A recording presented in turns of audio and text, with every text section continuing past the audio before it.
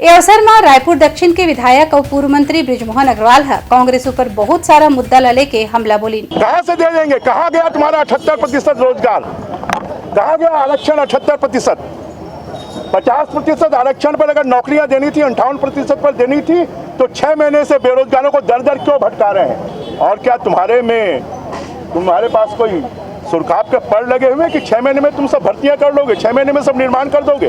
खाली बेरोजगारों के साथ में छलावा कर रहे हैं। 18 लाख बेरोजगार छत्तीसगढ़ में रजिस्टर्ड है और 78,000 को बेरोजगारी भत्ता देते हैं। बेरोजगार जो है ये बजरंगी बनकर तुमको ठिकाने लगाएंगे। अगर मुख्यमंत्री जी अपना अपमान करवाना स्वयं जानते हैं, उनको किसने कहा था बजरंग दल पर प्रतिक्रिया व्यक्त करो? अगर एक बच्चे ने कुछ कहा है तो जरा वो बच्चा नाबालिग है, कानून में भी उसका, और उस बच्चे ने ऐसा कुछ नहीं कहा है, सामान्य नारा लगाया है। मुख्यमंत्री जी को आजकल प्रचार की भूख पैदा हो गई है और इसलिए छत्तीसगढ़ को तो संभाल नहीं पा रहे हैं, राष्ट्रीय मुद्दों पर बोलना शुरू कर दिया है।